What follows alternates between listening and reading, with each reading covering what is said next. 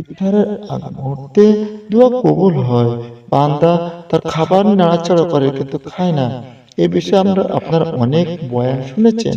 অতএব ইফতারি সামনে করে নিয়ে নিজের মনের কথাগুলো, নিজের মনের কষ্টগুলো, নিজের মনের আকুতিগুলো। আসসালামু আলাইকুম ওয়া রাহমাতুল্লাহি ওয়া বারাকাতুহু। প্রিয় বন্ধুরা, কেমন আছেন সবাই? আশা করছি আপনারা সবাই ভালো আছেন। আল্লাহ রাব্বুল আলামিনের অশেষ রহমতে আমিও ভালো আছি। আজ একটি বিষয় নিয়ে কথা বলবো, সেটা হলো আমরা অনেকে আছি মসজিদে ইফতারের আয়োজন করি। এটা একটা অবশ্যই ভালো দিক, কিন্তু মসজিদে ইফতারের আয়োজন করার সময় লক্ষ্য করা যায় মানুষ ইফতারের আগ মুহূর্তে বেশি খোশ গল্পে মেতে থাকে।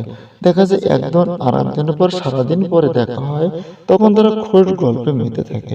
অথচ হাদিসের ভাষ্য অনুযায়ী রোজাদারের দোয়া কবুল হয় বিশেষ করে ইফতারের আগে।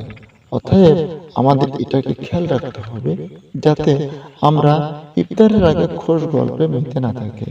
আমরা সারাদিন রোজা রাখার পরে যাতে আমরা শেষের দিকে অর্থাৎ ইফতার আগ মুহূর্তে আমাদের মনের কথাগুলো, আমাদের মনের চাওয়াগুলো আমরা যাতে আল্লাহ রাব্বুল আলামিনের কাছে পেশ করতে পারি।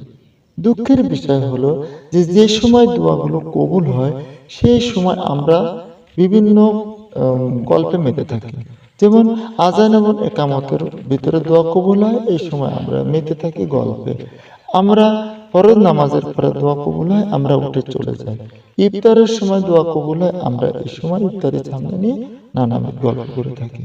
তাই বন্ধুরা, আপনাদের কাছে বলি, আপনাদের কাছে অনুরোধ করি, আল্লাহ যাতে আমাকে আমলটি করার তৌফিক দান করেন এবং আপনারা যাতে আমলটি করতে পারেন। যার কারণে আমি মনে করিয়ে দিলাম যে ইফতারের আগ মুহূর্তে দোয়া কবুল হয়। বান্দা তার খাবার নাড়াচাড়া করে কিন্তু খায় না। এ বিষয়ে আপনারা অনেক বয়ান শুনেছেন।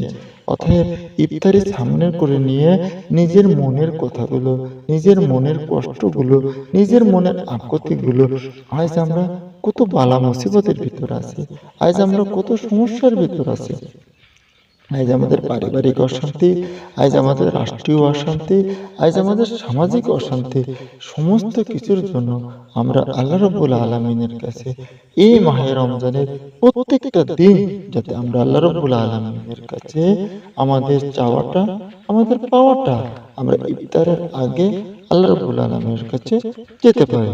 আল্লাহ রাব্বুল আলামিন আমাদের সবাইকে এই আমলটি করার তৌফিক সবাইকে দান করুন। আসসালামু আলাইকুম ওয়া রাহমাতুল্লাহি ওয়া বারাকাতুহু।